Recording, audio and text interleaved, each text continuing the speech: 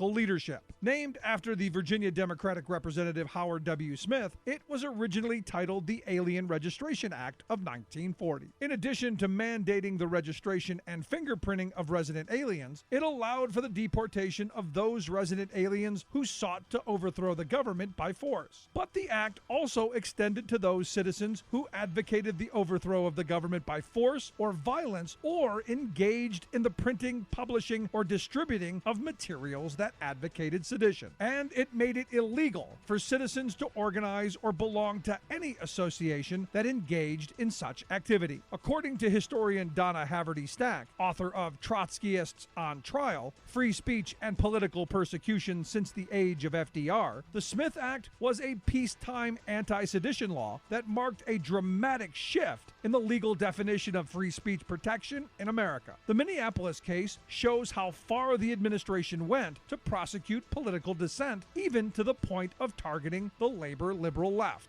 The Smith Act served as a prime tool for the McCarthyite Red Scare, and it was used to prosecute more than 100 communists and labor leaders. Finally, in a landmark 1957 Supreme Court case, Yates v. United States, convictions under the Smith Act were rendered unconstitutional.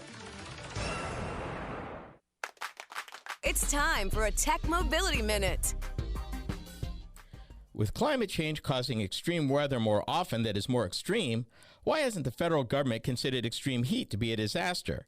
The Federal Emergency Management Agency, better known as FEMA, responds to natural disasters like hurricanes and earthquakes, disasters with major and obvious damage to physical infrastructure. Historically, the agency has not responded to extreme heat. According to Jean Su, director of the Energy Justice Program at the Center for Biological Diversity, heat is the #1 killer of a climate emergency of any weather-related event.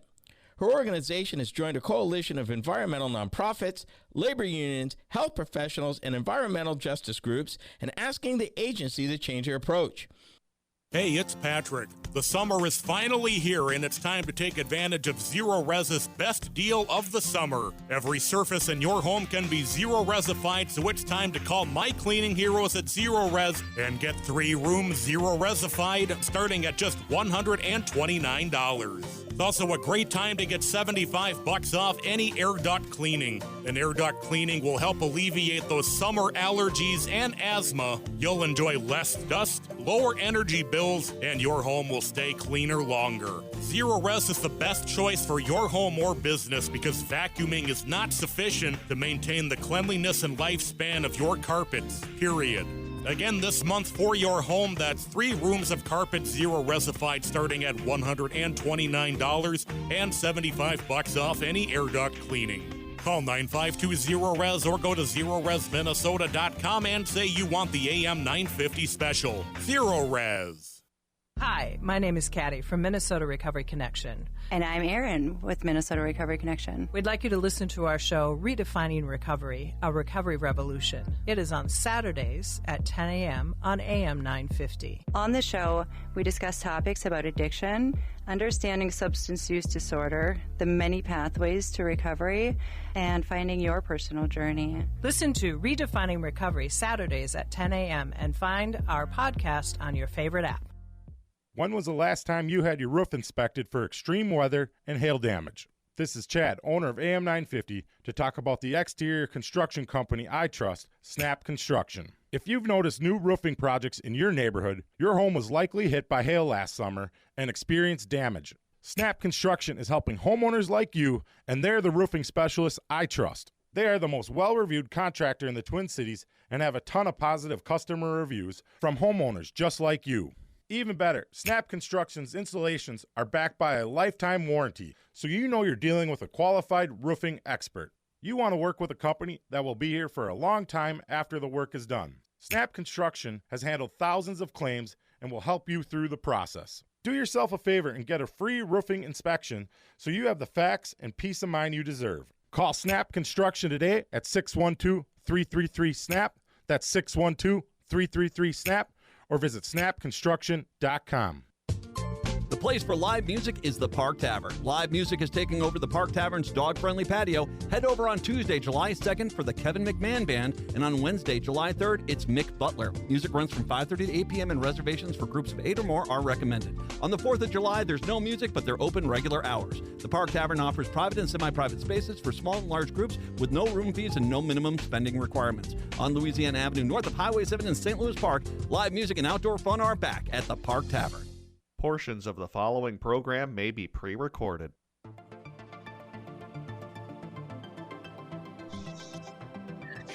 Hello, welcome to Searching for Service. I'm your host, Chad Larson. I want to thank our sponsor, Rotary District 5950 and Russell Hampton Company, the #1 printer of rotary gear in the country. And before I dive into our guest today, I want to remind you of our show's mission. The mission of the show is to share stories of service that inspire people to serve, and also to tell stories of how Rotaries help people serve and how you can join and be a part of Rotary. So with that, I want to welcome Joe Swalb, the co-founder of and current president for one more day of the Pride Rotary Club of the Twin Cities. Did I say that right? You did. Thank you for having me. Well, welcome, Joe. First, before we get into, stuff about Pride Rotary, we want to get to know you a little bit. So, how long have you lived in the Twin Cities, and what, if you're new to it, what brought you here? Well, I was actually born and raised here in town. I graduated from Apple Valley High School. I went to Bethel University, and I've been in town my whole life. I actually live in Lyndhurst in Minneapolis. Oh, very close. Yeah, I'm no different. I mean, I was gone for a couple of years for college, but not very far. So. What do you do for work? So I'm a private mortgage banker at Wells Fargo. Very cool. So, the reason we're having you join us today is you're the founder of the Pride Rotary Club and now the current president. But tell us how you started the club and why, and just that whole story, please. So for me, as I said, I went to Bethel University. So I am a Baptist boy, and I actually came out January 1 of 21. Wow. And as I'm coming out, I had a dear friend that said, you know what, have you thought about Rotary? And I was like, maybe. Yeah. And then all of a sudden conversation started, and it was, what if we started a Pride Club? And it was one of those things that I was like, not quite sure if I'm there yet. Yep. But we did it. Yeah. And actually my public coming out was actually our initial launch of the club. Wow. And it was our inaugural toast to Rotary. Wow. That's incredible. I want to hear more about that. So how did you come out? I'm sure maybe to some friends, but how did you do that publicly, and then as you're founding something? So just tell that story. So for me, it was definitely, I wanted to definitely help. I was helping raise my siblings. So I wanted to get them through graduating high school. And then at that point in time, it was ready for me to start examining what I wanted my life to be like. Yeah. My gender attraction template I've known my whole life was I was attracted to men. And it was one of those things that I know for me, I had to unwind where I was at from a religious standpoint, yep. and then start that self-accepting process. Yeah. And then, so as we were getting ready to launch the club, and I was going to give the inaugural toast. So for those that don't know, at most Rotary meetings, there's either an invocation, a prayer. We really want to be at Minnesota Pride non-religious and non-political. Yep. So we decided to change that into a toast for the day. That's very cool. So I actually brought my toast to actually read to you all. I'd love to hear. All right. So this was my public coming out. Wow. I re-recorded it afterwards. I posted it to Facebook, and at that point in time, there's no going back. Yeah, you're out. There's no going back. So this was my inaugural toast.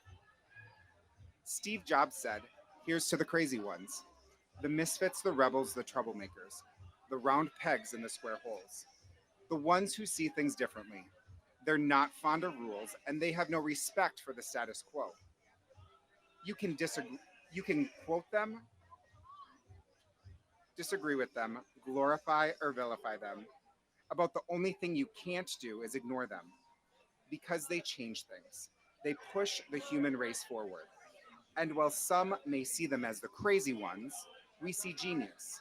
Because the people who are crazy enough to think that they can change the world are the ones who do. Cheers to those who've come before us, blazing the path forward for equity, inclusion, and equality. We have arrived.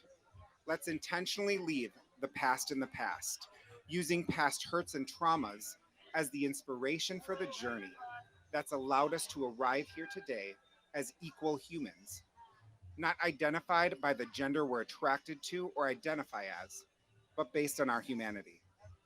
We walk forward with confidence and pride that we have arrived, judged by our character, kindness, compassion, and generosity as we serve our communities, both locally and internationally.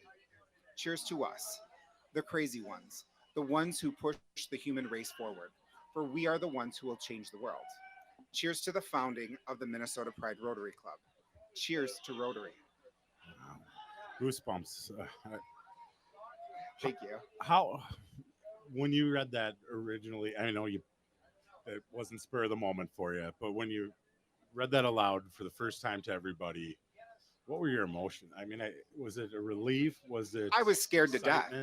I mean, it's interesting when you know that there's no going backwards, but at the same time, I never wanted to ever go back into the closet. Yeah. I think a lot of us don't want to be defined by a box. We don't want to be put into, this is what you're supposed to do. It really becomes, we want to be individual humans. Yeah. And that's where, when you take it into founding the club, it was this wonderful ability to kind of look at things from a different lens of, what if we don't do it the traditional way? What if we go at everything just a little differently? Yeah, that's incredible. And I want to ask more, about the founding of the club, but I just have, especially being here at Pride, this is the time to tell the truth. Your truth is. So after that happened, and then you posted it on Facebook, and now, like you said, no going back. But what were the next moments, days, like just walk us through that a little bit. So for me, it was, people were unbelievably kind. I would say that I was probably the last to admit that I was gay. Yeah. Everybody, I mean, I'm the guy that has the candelabra chandelier next to his grand piano. Yeah. How many straight guys can really say that? I would say, truly, there's only been probably 2 people that have been unkind and unloving. Yeah. And for me, it was one of those things that I definitely have realized. I want people to trust me and my humanity. Yeah. But I also have to trust them. Yes. It was quite incredible. I'll tell a little bit more about my family. I'm a mixed bag in the sense that on one hand, I have my very Baptist family, and that was the family that we were probably, I would say, closest to. The other side of it, my dad's mom is a lesbian that came out in 1978. Wow. So I was raised with a lesbian grandma on one side, as we were a very, very much a legacy family of the local Baptist University. And my little brother is also gay.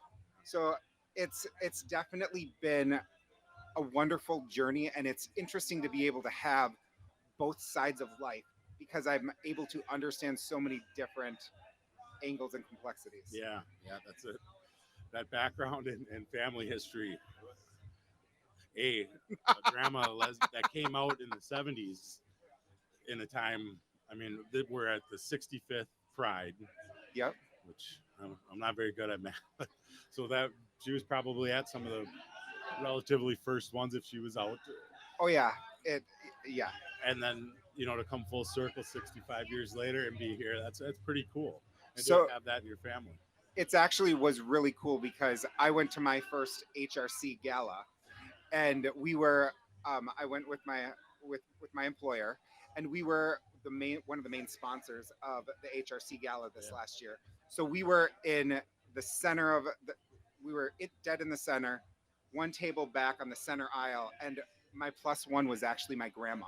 So it was fun to really go through and watch her be able to see at her first HRC gala kind of her life work coming into focus. I bet that was really cool. It's quite wonderful. Well, thank you for sharing that. I know we had talked a little bit, but I really wanted you to share that and really hear firsthand from you, a little more detailed and deep. My pleasure. Especially today being at Pride, but also in general, because I think as we get into starting Pride Rotary, it's not always looked at as an old white male institution. And, part of why we do this show, part of the reason I joined was I've seen change from when I first got exposed to Rotary. But how, as you started thinking about starting the club and as you started it, how have you, did you have the same impression of what Rotary was? Oh yeah. My mind works a little differently. I like to be the person that kind of sits back and takes it all in. Yep. And then just kind of from like a strategic standpoint starts to say, all right, let's change it up. So for example, our launch was at the Hilton. So it was at a traditional venue. Yeah. And within about 3 or 4 weeks, we quickly realized that wasn't us. Yeah. So that's when we moved it to Wise Acres. And your traditional Rotary Club, they're going to meet in the morning or afternoon. Yep. We're the second and fourth Wednesdays of the month at Wise Acres. A traditional club is 1 hour. It's at lunchtime. Everybody's got to get back to work. Yes. People show up at ours probably 5:30ish. We have our club from 6 to 7. And then we try to get out of Wise Acres about 7:30. Yeah. There's been times it's closer to 8. I'm sure. Because you can drink because you're not going back to work. I'm not saying you are, but I'm sure there's drinking going on. Their Aperol Spritz is absolutely phenomenal. Ah, that's awesome. And they're also, it's a farm to table restaurant. It was a setup that I'm one of those people that I want everybody who's really good at something to do whatever they're good at. Yes. So we tell the chefs how many people are going to be there, and it's a chef special for appetizers. Oh. And it's just wonderful to see what's coming out of the garden that week and what they're making, and it truly is a wonderful, unique experience. Yeah, it sounds like. So you guys meet every second and fourth Wednesday of each month at Wise Acres at 5:30 is generally the start time. Yeah. Just so people that are interested in getting there. Always look at our Facebook and Instagram and website. I say that because we do in the summer and around holidays, we might changes. Make a change, or we'll do a social event instead. But yeah, our home is Wise Acres. Very cool. So as you started the process with Rotary, how long did that take? What, to start a club, just talk a little bit about the process before you even got to the first club meeting.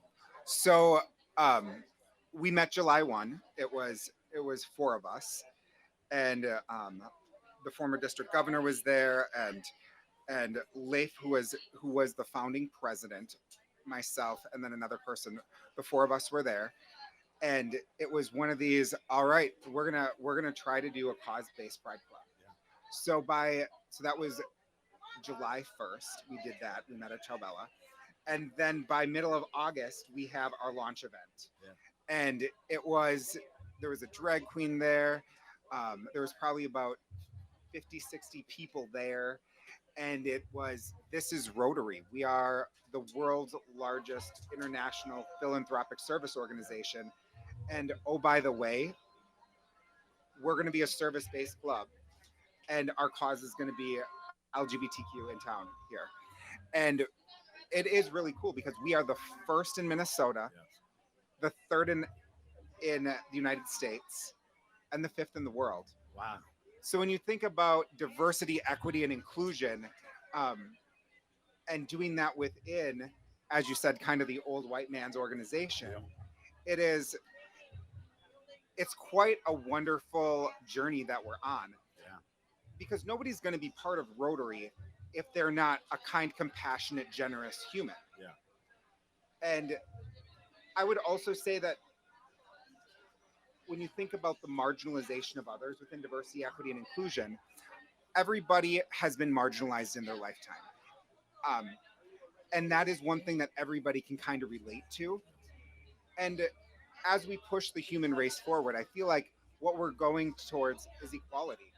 We don't want to be, as my original toast said, we don't want to be identified by the gender we're attracted to, the color of our skin. We don't want to be any different aspect. We all want to be looked at face value for that. And to be able to do that within Rotary is quite a wonderful thing. Absolutely. It's great to, I didn't know about the club until I had actually joined. And then as I started hearing about it, it was great to hear because I think maybe I'd already said this on here. I'd looked at Rotary. I've only been a Rotarian for a couple of years. I looked at it 10, 15 years ago, and I walked in, and this is not the room for me. You know, and I am a white man, a straight white man, but that's not the type of place I want to be in. I want to be where there is difference, there's diversity, there's all walks of life. That's the type of organization, that's the type of place I want to be in.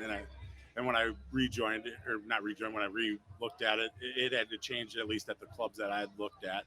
But then I started hearing about Pride Rotary. And the biggest reason I heard about it is because you guys have had the biggest growth in membership. Is that correct? Yes, we are continually getting new members. So we're also a club that we try to keep as low of a dues structure as we can. Yeah. If people are having hardships, it's not something that we don't want to be this elite group. Yeah. We want to be this group where it doesn't matter how much money you have, it doesn't matter what you do, but it truly is people who want to do a service, philanthropic. Yeah, they're called to serve. Be part of that type of an organization. I also think when you think about each person, you have your time, your treasures, and your talents. Yeah. So if you have more time and you have less treasures, that's totally fine. Yep. And that's kind of when you think about from an equity standpoint, that's really what I think one of our main goals is. Yeah. Yeah. So how many people were at the first meeting? I'm gonna say 50 to 60. Oh wow. We filled out the room. It was first meeting and you had that many people already. That is so cool. So when you think about, so we launched the club, right? So people are showing up. Yeah, not just club. What is this? But yeah, still. And then you're on your quest to your founding 20. Yeah. Right. So you need to find within Rotary International, you have to have 20 people to be able to charter a club. So we got to that within March. And then as we were getting the application together, we started telling people, all right, are you going to be part of the founding group? And I want to say we shot up to 29 or 31 initially there. Yeah, very cool. So, yeah, it's really cool. It's also cool because a lot of our speakers are the different nonprofits in town. And when they come to speak, they become members because they realize how special we are. Another concept that we've definitely pushed, and it's one of those things that we all talk about a lot, and my year as president I pushed a lot as well, is the concept of a chosen family.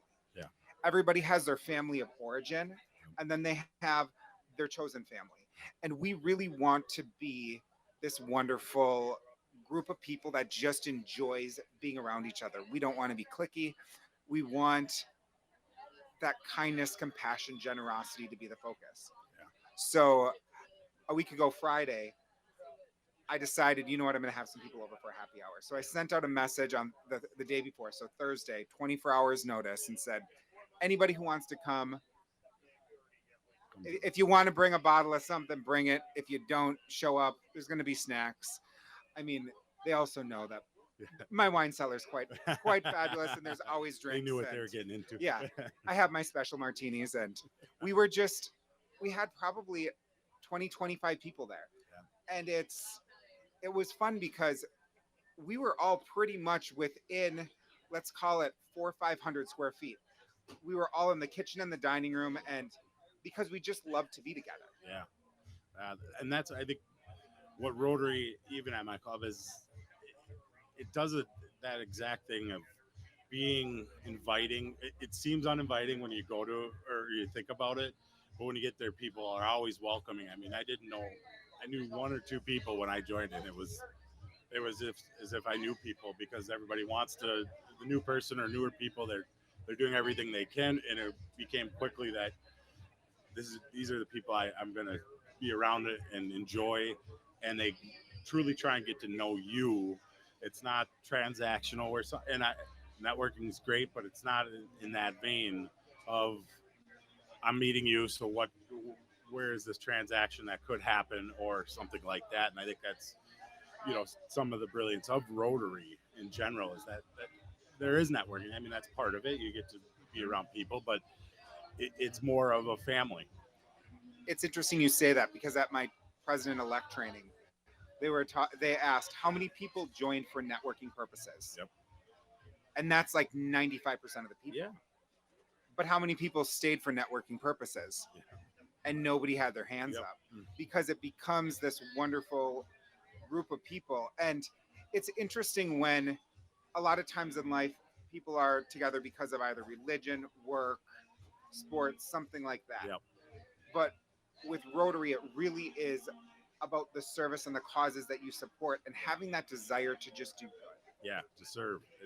It's a different aspect of bringing people together, and I love it. So you guys have grown to, how many members are you at right now? We're at about 42 last time I looked in Club Runner. You guys are really taken off. So, and it's been a year and a half or almost, or 2.5. No, it's been like 2.5 years. 2.5 years. Yeah. Coming up. Yeah, in August it'll be 3 years from the launch. Wow. Very cool. Yeah. After the break, I want to get into a little bit more about, you've spent the year as the club president. But before we kind of dive into some of that, what are some of the organizations and service projects that you guys are doing? And, where has it evolved over time? And, just tell me more about the service stuff you guys are doing. So I would say right now, one of our main focuses is with homeless youth. Yeah. We've done, so this year, we've done care packages for the Link. We bought holiday gifts for the youth at Avenues. That was a really cool one, because these homeless youth said the brands, their age, the colors of what they actually wanted. Yeah. And we just went out and started shopping. We were told that we could not go over $150. So I've never sales shopped to make sure I action packed that $150 for each of those kids. Yeah. And we were able to wrap it as a group and do that. We fed 2 apartment buildings with Claire House. It was quite wonderful. We had Fat Lorenzo's. They partnered with us, and we just started feeding them. And it was also cool because so many people just bring, let's call it peanut butter and jelly sandwiches for the homeless people. And there we are with, they're taking multiple plates back to their room because Fat Lorenzo's was like, oh no, we got to keep bringing you more and more and more. It was wonderful. So homelessness is definitely one of the pieces that is big to our club. So we also purchased, I know it was over 100, however many sleeping bags for Claire Housing. When you're homeless, your shelter becomes a sleeping bag. Yeah. And that was a concept that I really did not realize. I've never personally experienced homelessness. It's impossible to, and I haven't either, but how could you wrap your mind around it? And you can't have that understanding. So we've done backpack. We worked with the Backpack Project. a year ago, May, our big project was building furniture for the link. So we furnished 9 apartments for them for their youth, and it was all brand new stuff. We assembled it together as a club. That was one of our big projects. We've done hygiene drives. We've bought sheets. Yeah. Like when these people are coming into finally having permanent housing, those different things like that. We probably do 4 or 5 different drives projects each year. Sometimes there's more, but homelessness has definitely, I would say, been our main. We've purchased coats for the youth at Avenues, just all kinds of different things. Do you guys do a little bit of it at the club meetings, or do you guys schedule out projects where you're obviously you're going on site sometimes, that's different, but do you mix them together? How does your club work through some of the projects? So there's many times that they'll actually people will bring different things, if it's a food drive or different things like that. There's times when we do purchase different things and bring them there. Building the furniture was cool because we were actually in the apartment buildings. Wow. And we had the trucks of IKEA stuff delivered, and then we just start building. Following the manual. Oh my goodness. That is not my gift, is following instructions to that level. That's cool. Well, we're going to take a break here in a second, and as we come back from break, I want to kind of dive into your as president and where you've taken the club, and as you're transitioning. This is your last day as president. So it is. We'll dive into that after the break here. Sounds good. You are listening to Searching for Service, and we'll be back.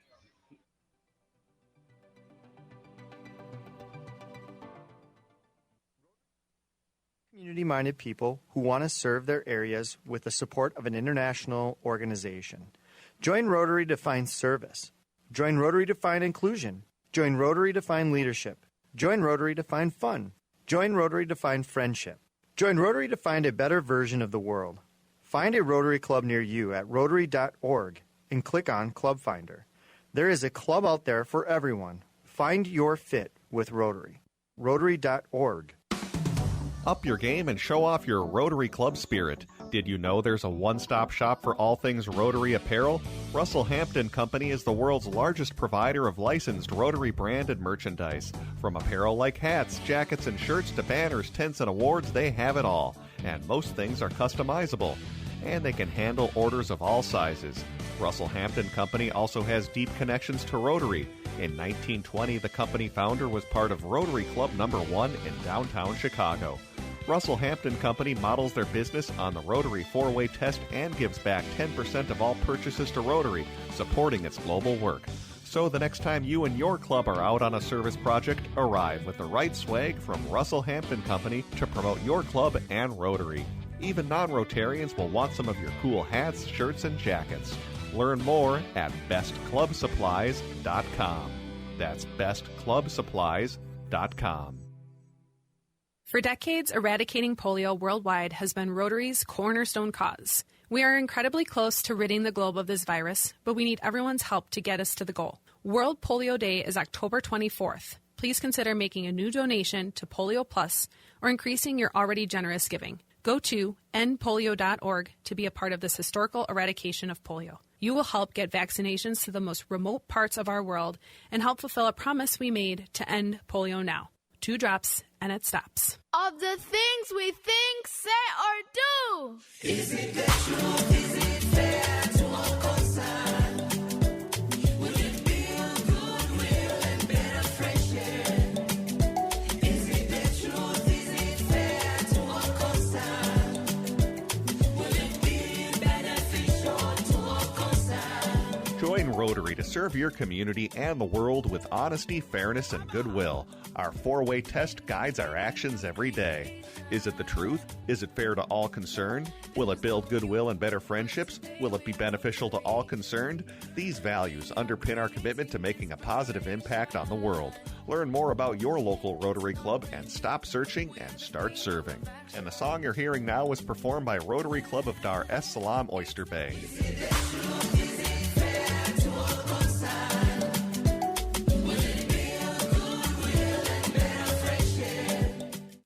you ready to make a difference in your community? Rotary is a great place to get involved in your community and meet passionate groups of people, as well as individuals dedicated to service and fellowship. At Rotary, we believe in the power of teamwork to bring positive change. As a member, you will have the opportunity to participate in exciting projects that address local and global challenges. From supporting educational initiatives to environmental conservation, we tackle it all. Joining a Rotary Club means becoming part of a diverse family of individuals who share a passion for giving back and having fun while making positive impact. With projects and events that enrich your community, there's something for everyone, from local initiatives to international collaborations. It doesn't matter what culture or country you come from. What matters is that you want to belong to a group that strengthens communities and creates lasting change. There's a place for everyone at Rotary, regardless of age or background. Learn more by searching for a Rotary Club in your community and visiting. Together, let's make a difference. Rotary, people of action. Hello and welcome back to Searching for Service, brought to you by Rotary District 5950. We're here live at Pride downtown at Lorraine Park, and I have the pleasure of having Joe Swall, the co-founder and current One Day Left club president of Twin Cities Pride Rotary. I didn't mention to start, you guys have a booth here. Where's the booth? We are in the yellow section at number 251, right by the lake. Right by the lake. I did stop by this morning, so if you're coming down here, check it out. Stop by their booth. How many years have you guys been at Pride? This is our third year at Pride. Very cool. And how has the weekend gone so far? I know I ran into you yesterday, but you've had a busy weekend. It has. Our booth, I was there yesterday morning, and it was packed. We were giving out some tattoos. I have one on my arm right now. There was some jewel bedazzling going on. They wanted to bedazzle me a little bit. I've never been bedazzled before, but there's a first, and it was yesterday. We're also giving out different individual flags. So ones that are for your progressive pride flag, the lesbian flag, gay flag, bisexual, asexual, all of them. We tried to find as many as we could find. Yeah, very inclusive. That's very cool. And over the year, I haven't been here for 3 years. Have you guys evolved the booth? Have you changed it a lot? Or I'm sure you just kind of get better at doing it, right? Oh yeah, more stuff shows up. I mean, we've realized how much people love the individual flags. Yeah. I'd say at Pride, one of the things, people are here to be an individual, Yeah. show who they are. As I said before, nobody wants to be put into a box. Yeah. So to be able to have different flags, so many people actually, if their hair's up or in a ponytail, they start putting flags in their hair. Yeah. And it's like, there you go. There's one right out there, right there. So it's quite wonderful. Yeah. It's been a great year here. It's been as busy as I can ever remember. We got great weather today. Yesterday was a little windy, but it's amazing how many people come through the gates, or not gates, come through the park here. It's absolutely wonderful. I heard Andy say yesterday 250,000 to 300,000 each day. Sounds about right. It's been incredible. Well, so I wanted to just ask a little bit. So this is your last day as being club president. How's the year gone? I know there's not always the fun stuff, the behind the scenes stuff, but what have you enjoyed and what was your vision and how has it gone? So for me, my vision was, the first 2 years we launched the club. Yeah. And that was getting everything, kind of getting the rocket ship off the ground. Yep. Well, now we want to just become the space shuttle, right? Yep. So it became, this year was a lot of building things out from like a board standpoint, kind of understanding, all right, we do want to do a social activity or a service activity at least one a month, if not average 1.5 per month. We got bylaws, we got our constitution done. So I would say from my executive board, that was quite wonderful to get that whole piece done. Yep. Another thing that's been interesting this year as we started looking at our president line is, so I did it, my vice president, her name is Amanda Chance, and we really did this year kind of like co-presidents. Yeah. I was the president, she was the vice president. And what we're realizing is when you think about the model of Rotary going forward and how we really think the club is going to function, co-presidents is probably going to be it. Yeah. So our next presidents taking over are Brian and Michael. They're the next presidents, and then their incoming presidents will be Adam and Rebecca. So it's also been pretty cool that we've had both queer people and allies on the board. Yeah. Because when you want to be part of a movement, kind of with the four-way test, is it the truth? Is it fair to all concerned? Will it build goodwill and better friendship? Yep. And will it be beneficial to all concerned? Really, when you want to have a movement, you need the allies. Yeah. And having a club that everybody supports the cause, but your gender attraction template isn't something that is something that everybody has to be the same. Yeah, that's very cool. When did you was it kind of through your presidency having them, your vice president chance with you that you're like, this is probably a better model? Just listening and I had a lot of club presidents on and talking to them through it's overwhelming every time. So when did you come to that realization that this really functions better as a two-person? When we took it over, even when we launched it, so Leif was the first president and his partner Vol. I mean, without Vol, he was our PR communications person. He was the guy taking pictures. I mean, Leif couldn't have done it without Vol. Yeah. Right? And I couldn't have done it without Chance. Yeah. And it quickly became, once we heard that co-presidents is a thing, it became,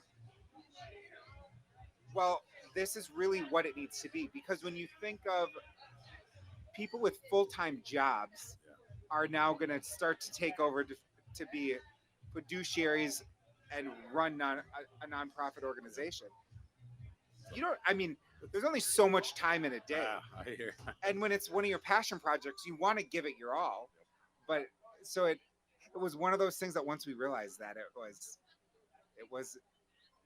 it's the way forward. Yeah, I can see that model being I haven't been a club president in the executive line, but being on some projects where, it's 6 months of every week, sometimes 3 hours, the amount of time just going into some events and projects we've done. I can't even fathom how much more as the president. So I love that idea. What are you most proud of in the last year? I'm most proud of the group of people that we are. The being a chosen family. We really are there for each other. If I call anybody up in my club and say, guess what, I need you right now, they're there. And they know if they call me, I'm there too. And to really have fostered that type of a community and have that, someone told me that part of my legacy is the word love and how much it is said at each of our meetings. I want to say it was one of our assistant district governors came in and they go, I think I've heard people say, I love you, love, love, probably 50 to 100 times. And it's like, that really defines us. Yeah, what a great club culture. Wow, that's so cool. You've spent the year, you spent the year as president. Where do you want to see any, as I've gotten to know you just briefly, you strike me as somebody that is a go-getter, but wants to wants to continue to see Rotary have clubs like this, but in general evolve. So where do you see and where do you want to see Rotary go? Not just at your club. I really think Rotary, as we kind of look at what is next for Rotary, diversity, equity, and inclusion, making sure that everybody feels that they are part, that everybody feels that they have something to bring to the table, that they have a purpose, that it doesn't matter if you're coming out of homelessness or you are the CEO, president, owner of a business. Yeah. It's one of those things that having causes unite everybody. And I think that's what's interesting is for so many years it was the location. So the Rotary Club of Edina, the Minneapolis Rotary Club, St. Paul, Stillwater, whatever it is it's been very location based. And if that's what your club is really passionate about, I think that's awesome. But I also think that finding people that have a cause that's what binds them together. For me, diversity, equity, and inclusion, when you think internationally and where everybody is at on the continuum of going towards being equal humans. And that's really, I think that's really important. One of my favorite phrases lately is the emphasis is on what's syllable, meaning the emphasis is on what's syllable. And what we choose in life that we can emphasize, you can't emphasize everything. You have to be very deliberate and intentional. And I think that Rotary going forward, diversity, equity, and inclusion, we need to see more ethnic groups in there. We need to see the projects that we are funding. We need to understand that equality is and fair to all concerned is really all concerned. So I think that for me, as I look at what my Rotary journey will probably be, I will say I'll probably be on some kind of DEI part of council at Rotary International at some point in time here. So that it really is where my passions are lying right now. I love it. I love it. And I think Rotary it needs it. You know, what Rotary, you know, we've said it, you know, is thought of as this old white man organization, and membership has been stagnant because of that. And it was in the 80s, late 80s that it first started accepting women. You know,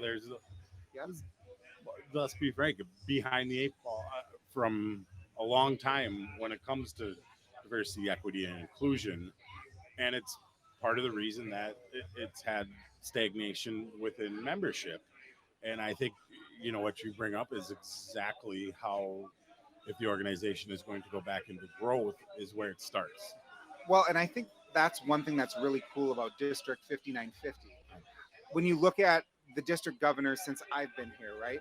We've had an Asian woman, then we had a black man, and then we've had two women who are coming up. Now after that we're going to have a white man, and then our former president Leif is a gay man, and he's going to be out there being the president. From our club and the Egan Club. So it's definitely one of those things that I love our district, that they see the value in that and how important it is to really show everybody being equal humans. We are fortunate. Our district, doing this show, you know, we've been exposed to international, local, national, and so much of some of even the big projects that have happened have come out of our district. It's been very cool to see, but even some of the non-traditional clubs, I mean, there's been some of it, but there's been a lot more because of the district leadership over time identifying them. Well, and that's one thing that I know that our club really wants to start pushing, is that how the Rotary International Foundation is set up is that our big projects are international. And for our club here, homelessness, for queer people, and really the HIV pandemic really has ties to homelessness as well. And we're really seeing that there's a lot of work that needs to be done here as well. So I'd say that our club is going to be one that we want to start doing large projects here in America. And looking at maybe it's not building a latrine over in Africa. Maybe it's funding housing for homeless youth here in town. And I also want to say, youth homelessness, when we think about making sure that we're beneficial to all concerned, we're a queer club that youth homelessness is one of our big pushes. About 10% of all youth right now identify as being LGBTQ queer. And about 40% of all homeless youth identify as being queer. So homelessness disproportionately affects the LGBTQ population. And not just the homeless, but what that leads to. So when you're talking 40% of youth homelessness, that leads to whether it's trafficking, Yep. Abuse. There's just so much that comes about from that. And then that when you can identify that there's 40% are coming from 10% of the population, I mean, those numbers alone just speak to how important and how big of an issue it is right here at home. And when you're able to have some type of a home, you're then able to mental, emotional health, physical health. You're able to have the stability to go get a job. And really, most people don't want to be homeless. No. They want to figure out a way to get out of the cycle that they are in. And truly, that is what, in my mind, pushing the human race forward, where we go to equality.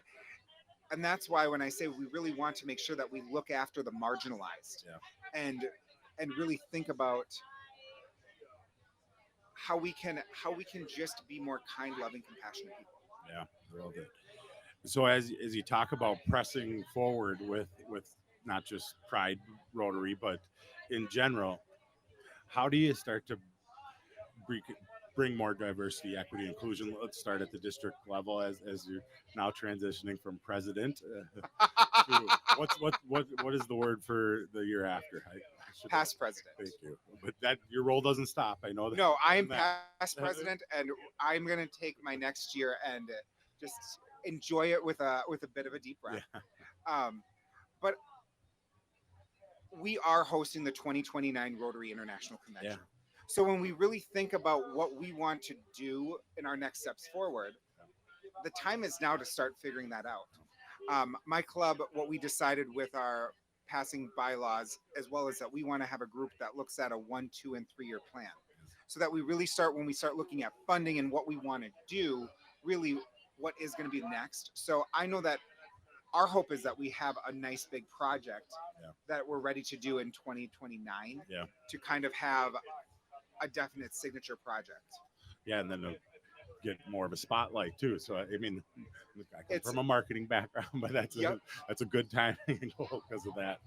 But it's also cool because I've been on different talks for Rotary across the zone and a half, because our club concept is different, right? We're more of a happy hour club. Yeah. We meet twice a month. We want to push service and the social aspects. It doesn't need to be at 7 a.m. every Wednesday. So really what we're doing with the whole concept. So what's neat is as we're able to talk about this, we're also able to talk about the cause and the mission, all that stuff. Yeah, absolutely.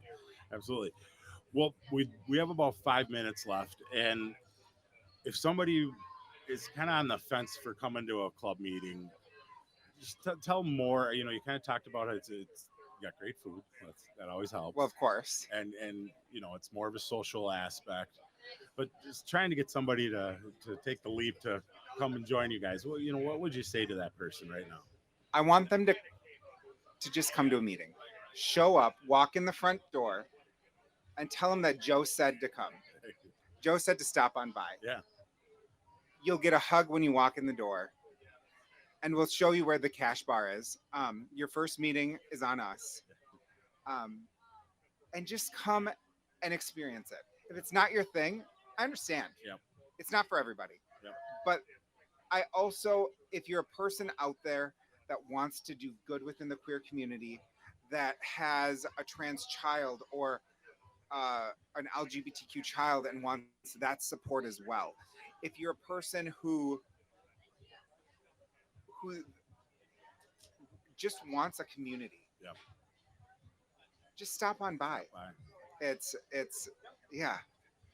You bring up whether it's a child, and you really see at Pride today or the last 2 days so many parents with children that are, and most here I think are probably past the what am I going to do, or or how do I don't understand this.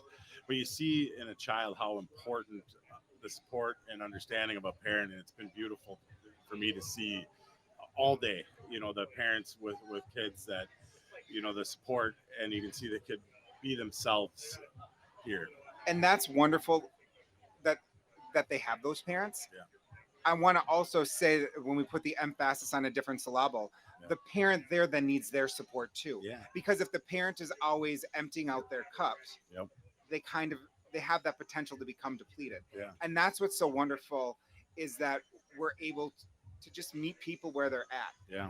And I will also say for the parents that are listening that want to know what is the roadmap to having a child that has a non-heterosexual gender attraction template, and I would say unconditional loving kindness is the key. Yeah.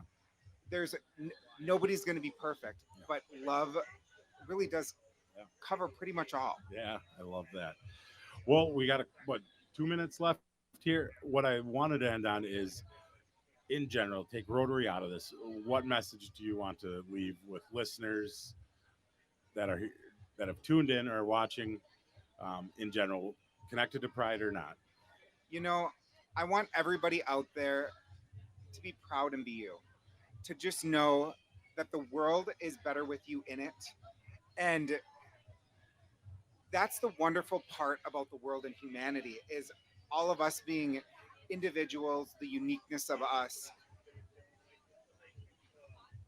and be proud of that. Yeah, I love it. I was excited to have you join today. I thank you for sharing your story.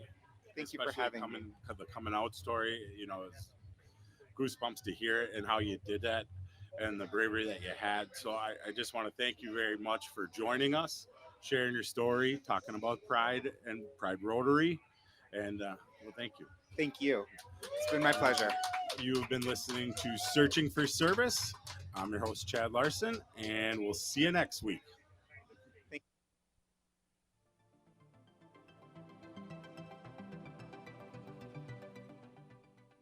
Of the things we think, say, or do. Is it that you